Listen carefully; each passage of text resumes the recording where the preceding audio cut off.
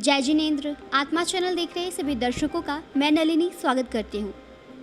जैसा कि आप सभी जानते हैं कि आत्मा चैनल का एक ही मकसद है कि जो जैन धर्म है उसको आगे तक हम कैसे लेकर जाएं। आप में से कई लोगों के मन में सवाल होते हैं, जैन धर्म क्या है, इसका अर्थ क्या है। जैसा कि मैंने आपको अपनी पिछली वीडियो में भी बताया था जैन धर्म के बारे में, लेकिन जैन धर्म के रिलेटेड और भी कई प्रश्न होते हैं जो आप लोगों के मन में होते हैं और आप उन सब के उत्तर जानना चाहते हैं। जैसे कि हमारे पास कई प्रश्न होते हैं हमारे मन में, लेकिन हम हर जगह छान मारते हैं, हर जगह प्लेटफॉर्म पे जाकर देख लेते हैं, यूट्यूब पे, फेसबुक पे सर्च करके देख लेते हैं, पर हमें उसके सटीक जवाब नहीं मिलते। जवाब मिलते तो हैं लेकिन सटीक जवाब नहीं मिलते। ऐसे में आत्मा चैनल ने ये बीड़ा उठाया है कि आप सभी तक जैन धर्म को आगे लेकर आएँ, आप सभी को जैन धर्म की जो जानकारियाँ हैं वो आप तक साझा करें। तो आज अभी हम पहुँचे हैं लुधियाना के मोती नगर के जैन स्थानक में, जहाँ पर उप प्रवर्तनी महासाध्वी श्री मोहन मालाजी महाराज साहेब, साध्वी श्री पुनीत ज्योति जी महाराज साहेब, साध्वी श्री मुक्ता जी महाराज साहेब, साध्वी श्री जागृति जी महाराज साहेब, तप सूर्या साध्वी श्री निधि ज्योति जी महाराज साहेब, साध्वी श्री मोक्षा जी महाराज साहेब, थाने 9 ऐसा जैन सभा मोती नगर में विराजमान है। तो आज हम जागृति जी महाराज साहेब से हमारे कुछ प्रश्नों के उत्तर उनसे जानने के लिए यहाँ पर पहुँचे हैं। तो चलिए महाराज साहेब से बातचीत करते हैं, उनसे रूबरू होते हैं। मत्थे वन्ना महाराज। हाँ जी, खुश रहिए। महाराज साहब, जैन धर्म में अहिंसा परमो धर्म कहा गया है, तो कहीं ना कहीं जो जैन समाज में केशलोच होता है वो भी एक तरीके की हिंसा होती है, उससे भी पीड़ा होती है। तो क्या ये कितना उचित है, किस हद तक उचित है? जय हो। आपका प्रश्न बहुत सुंदर है, बहुत प्यारा है, क्योंकि इस प्रश्न का समाधान मैं बहुत समय से देना भी चाह रही थी। मेरा चैनल है मिशन जागृति, उस पर मैंने एक लोच की वीडियो डाली थी जो मेरी स्वयं की थी, और उसके ऊपर मतलब लाखों लोगों ने वो देखा था और उसके ऊपर बहुत सारे नेगेटिव कमेंट आए थे जो जैन धर्म के प्रति एक अश्रद्धा पैदा कर रहे थे। तो उसमें जैसे आपका प्रश्न था वैसा ही वहाँ एक प्रश्न था कि भाई ऐसे कोई भगवान नहीं मिल जाता है, ऐसे तो स्वयं के प्रति हिंसा हुई, ये तो खुद को दर्द देना हुआ, वाया वाया बहुत कुछ ऐसी चीज़ें, बहुत सारे ऐसे प्रश्न थे कि इस प्रश्नों का समाधान आपको मैं ज़रूर देना चाहूँगी। कि देखिए, लोग कहते हैं ये कोई धर्म नहीं होता है। ये बिल्कुल आपको मैं बता दूं कि लोच करना एक काया क्लेश तप है। लोच का मतलब है स्वयं की पावर को आंकना, स्वयं की पावर को जानना कि तुम कितने पावरफुल हो। मैं आपको ये कहना चाहती हूँ कि ये स्वयं के प्रति हिंसा नहीं है, ये स्वयं की पावर को बढ़ाने का एक जरिया है। जैसे पहले हमारे जितने भी महान पुरुष हुए, हमारे भगवान महावीर हुए, उनके अंदर इतनी पावर थी, वो देखते थे कि भाई मेरे अंदर कितनी पावर, मैं अपने शरीर से ज़्यादा से ज़्यादा कितना कर सकता हूँ। यानी कि आजकल तो बड़े बड़े डंबल उठाए जाते हैं, यानी अपने शरीर को मजबूत करने के लिए। तो ये भी शरीर को मजबूत करने के लिए, अपनी आत्मा की पावर को बढ़ाने के लिए एक जरिया है, ये एक तप है। यानी तपस्या आप समझते हो ना, जब हम अनशन करते हैं, व्रत करते हैं, कुछ खाना पीना हम जब छोड़ते हैं तो हमें पता चलता है कि हम 10 दिन खाए बिना रह सकते हैं, हम 20 दिन खाए बिना रह सकते हैं। अब हमारे महासती निधि ज्योति जी ने 52 दिन की तपस्या की है। यानी कितने इनको अब आत्मविश्वास हुआ कि मैं 52 दिन तक बिना खाए पिए रह सकती हूँ। यानी कि अगर इतने दिन भोजन नहीं भी मिला तो मेरे अंदर पावर है। यानी जैन धर्म हमें स्वयं के प्रति आत्मविश्वास रखना सिखाता है, और ये कोई हिंसा नहीं है। यानी ये हमारी पावर को आंकना है, ये काया क्लेश तप है कि हम कितना कर सकते हैं, हमारे अंदर कितनी ताकत है, हमारे अंदर कितनी शक्ति है। उस शक्ति का उजागरण, उस शक्ति का मतलब भीतर से शक्ति का जो ऊर्जा का प्रभाव हमारे चलता है, तब उस शक्ति से हमें पता चलता है कि बल्कि जो भी महापुरुष है, यानी जिसको भी शिखर पे जाना है, वो हर आत्मा सहन करती है, हर आत्मा। तो कोई ये बहुत सुंदर एक अपनी ऊर्जा को विशेष रूप से बढ़ाना है, यही एक लोच का एक काया क्लेश तप है। और इस तप के माध्यम से इंसान अपने आत्मा को विकसित कर पाता है। महाराज साहब, आजकल हम देखते हैं कि जो जैन धर्म है, लोगों में जैन धर्म के प्रति जागरूकता नहीं है। लोग आप आजकल के टाइम में कई लोग तो जानते हैं नहीं कि जैन धर्म भी है हमारे समाज में, या जैन धर्म का कोई अस्तित्व भी है। जैसे हम सोचते हैं कि मान लीजिए किसी के नाम के आगे गुप्ता लगा, यादव लगा है, तो अगर किसी के नाम के आगे जैन लगा है तो लोग सोचते हैं चलो इनका भी वैसी कोई कास्ट होगा, बट उनको ये नहीं पता था कि जैन कोई धर्म है। तो इसके बारे में आप क्या कहना चाहेंगे कि आजकल इतना माध्यम होने के बावजूद भी आज भी जैन समाज का, जैन धर्म का जो है वो प्रचार नहीं हो पा रहा है? हाँ जी, बहुत सुंदर आपने बात रखी अपने। जैन धर्म का प्रचार प्रसार क्यों नहीं हो पा रहा है, इसके पीछे एक बहुत बड़ा रीज़न है।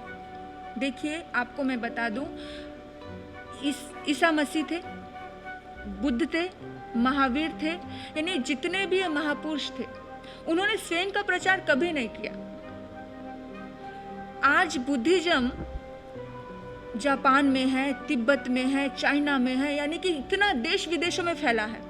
और महावीर और बुद्ध समकालीन थे, पर महावीर देश विदेशों तक नहीं पहुंच पाए हैं। उसके पीछे रीजन क्या है? महावीर है? नहीं। आज अगर बुद्धिज्म फैला है तो उसके पीछे रीजन बुद्ध है? नहीं। बस उनका साधना का एक मकसद था, वो अपनी साधना करते रहे, लेकिन उनके आगे जो भक्त थे उनका दायित्व बनता था कि वो महावीर को फैला पाए। आज बुद्ध पूरी दुनिया में फैले तो बुद्ध ने नहीं फैलाया स्वयं को, बुद्ध के भक्तों ने फैलाया, बुद्ध के संतों ने फैलाया, है ना। इसका कारण यही है कि हमने स्वयं को, यानी हमारी ही गलती है, यानी कि संतों की गलती है, महावीर के भक्तों की गलती है कि महावीर ने जो विजन दिया, जो साधना दी, महावीर ने जो दिशा दी, उस दिशा को लोग समझ ही नहीं पाए। अपने आप को महावीर के संतों ने चार दीवारी में कैद करके रख लिया, ये नहीं करना जी, वो नहीं करना। तो हम में कमी है कि हम लोग धर्म का प्रचार प्रसार बहुत विशेष रूप से नहीं कर पा रहे हैं, क्योंकि हमने अपने आप को इतने बंधनों में रख दिया है, जो बंधन बेकार के हैं, उन बंधनों को भी हमने अपना लिया है। महावीर ने कहा कि जिसने जिन विचारधारा को, यानी कि जिसने जियो और जीने दे को स्वीकार किया, जिसने अहिंसा परमो धर्म को स्वीकार किया, वही जैन है। जिसने जिन के वचनों को माना वो जैन है। यानी कि जैन कोई कास्ट नहीं है, ये तो लोगों ने अपनी कास्ट बना दी। जैन एक विचारधारा, एक सुंदर विचारधारा, कोई भी मान सकता है। अब देखो, महावीर के जितने भी शिष्य हुए वो कोई जैन नहीं थे, वो तो सभी ब्राह्मण थे, है ना। यानी महावीर ने तो अपने हिसाब से सबको ही सम्मिलित किया था, सबको ही अपने में समाहित किया था। लेकिन जैन धर्म ने दूसरे को अपनाना जाना नहीं, और महावीर ने दूसरे को अपनाया। जब तक महावीर इस धरती पे थे, महावीर बहुत शिखर पे पहुंचे, लेकिन महावीर के आगे अनुयायी लोगों ने अपने आप को बड़ा छोटी सोच रख करके ये नहीं करना, वो नहीं करना, ये अजैन है। आपने देखा किसी जैन स्थानक में कोई अजैन आते हो? 36 कौम आती थी महावीर के समोसरण में। महावीर के समोसरण में, यानी महावीर के दरबार में कोई भेदभावना थी नहीं। महावीर खुद क्षत्रिय थे, महावीर के कितने शिष्य ब्राह्मण थे। अरे महावीर ने तो कहा कि आत्मा कर्म से महान होती है, कोई जन्म से महान नहीं होती। महावीर ने तो शेड्यूल, यानी नीच से नीच कास्ट को भी कभी नीच नहीं माना। आज ऊंच नीच का बहुत भेदभाव है। मैं मानती हूँ कि जैन धर्म दान देने में पीछे नहीं हटता है, लेकिन जैन धर्म में कहीं ना कहीं जो बंधन है, जो एक ईगो आ जाती है कभी कभी। जो धर्म को मानने वाले लोग हैं वो कहीं ना कहीं मतलब एक दूसरे की टांग खींच रहे हैं, तो इसलिए बढ़ नहीं पाता। सच्चाई बता रही हूँ मैं। अगर आप मेरे पास आए हो तो मैं केवल अच्छा ही परोसूं, मिठाई परोसूं, मैं ऐसी नहीं हूँ। जागृति बहुत क्लियर बोलती है, इसलिए जागृति को बहुत सारे लोग समझ भी नहीं पाते हैं, क्योंकि सच्चाई रखना मेरा धर्म है। अगर आप मेरे पास आते हो और मुझे मैं सत्य नहीं बताऊं तो मैं ये धर्म, यानी जैन धर्म की विचारधारा के प्रति अन्याय करूंगी। इसलिए मैं सत्य बात रख रही हूँ कि आज जैनिज्म आगे नहीं बढ़ पा रहा है। उसके पीछे ये है कि खुद ही समाज एक दूसरे की टांग खींच रहा है। महावीर की एक बड़ी सुंदर विचारधारा थी कि आपस में ही लड़ते रहे तो पल भर में मिट जाएंगे, तुम एक बनो, तुम नेक बनो। यही महावीर की वाणी है, हमें एक बनना है। यानी कि हमें प्राणी मात्र को अपना समझा है। आपने कहा महावीर तो एक चींटी को भी अपनी आत्मा जैसे समझते थे, हाथी से लेकर चींटी तक को, यानी सबको अपना समझते थे। और हम तो दूसरी संप्रदाय का साधु आ जाए तो हम कहते कि वो आत्मा अलग है, यानी कि दूसरी कास्ट का कोई व्यक्ति आ जाए हम कहते वो नॉन जैन है। नहीं, हर आत्मा को हम अगर स्वीकार करते कि ये भी न्यू जैन भाई है, क्योंकि इसने जैन की विचारधारा को स्वीकार किया, तो देखना ये धर्म शिखर का, यानी ये धर्म विश्व धर्म था और आज भी विश्व धर्म हो सकता है अगर हम अपने दिल के दरवाजे खोल ले तो। महाराज साहब, आपने बहुत ही सुंदर जवाब दिया।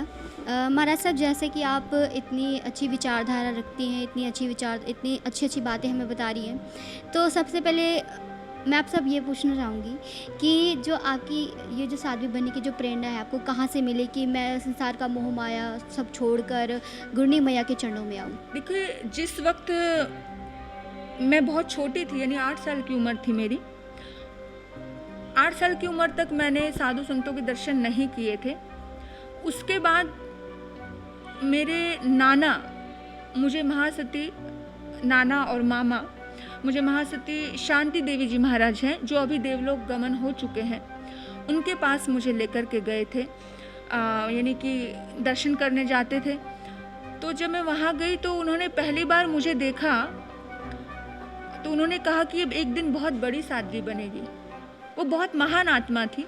तो मेरे नाना हंसने लगे और मेरे नाना ने कहा कि महाराज जी, आप इसके पापा को नहीं जानते हो, वो तो धर्म वरम और ये सब चीज़ों में बिल्कुल विश्वास नहीं रखते हैं कि भी कोई अपनी बेटी को साध्वी बना दे, ऐसा तो कभी हो ही नहीं सकता है। तो महासती शांति देवी जी महाराज कहते हैं कि इससे पूछ ले।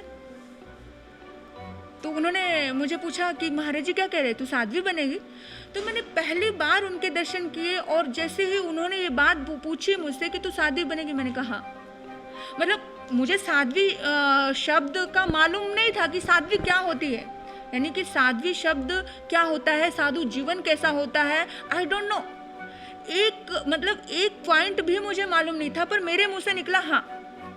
और बस ऐसे हम उनसे मैं फिर बाद में बहुत प्रभावित हुई। महाराज साहब, एक और प्रश्न था मेरा कि जैसे कि महाराज साहब, आप सभी साधु साध्वी भगवंत पैदल चल के विहार करते हैं। अब हमें अगर लुधियाना से मुंबई जाना हो, चाहे कोलकाता जाना हो, चाहे कितने भी दूर क्यों ना जाना हो, पैदल विहार करके जाते हैं। तो ऐसा क्यों है? क्योंकि हम कई बार देखते भी इतनी गर्मी पड़ रही है, गर्मी में एक तो कठिनाई का सामना भी करना पड़ता है, बहुत गर्मी, पैर तपते हैं, उसके ऊपर से कई बार हम देखते हैं कि एक्सीडेंट्स भी हो जाते हैं महाराज साहब के।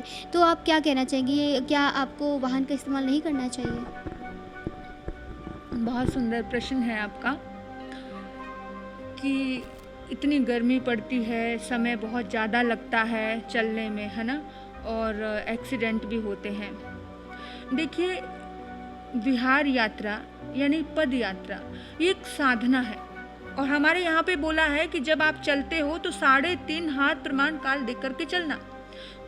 चलते वक्त भी नीचे दृष्टि करके चलना, यानी कि नीचे दृष्टि करके चलना। पहला पॉइंट तो ये है कि आपकी आंखों से एक ऊर्जा निकलती है, और वो ऊर्जा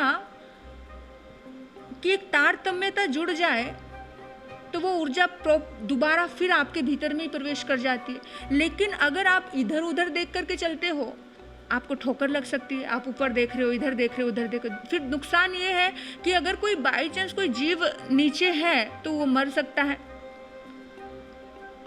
और फिर एक बहुत बड़ा स्विंग का नुकसान है कि जब हम इधर उधर देखते हैं तो बहुत सारी नजरें, बहुत सारी आंखों से हमारी आंखें मिलती हैं, और पता नहीं किसकी नजर कैसी हो, हम नजर के द्वारा ही हमारे भीतर में कोई प्रवेश करता है।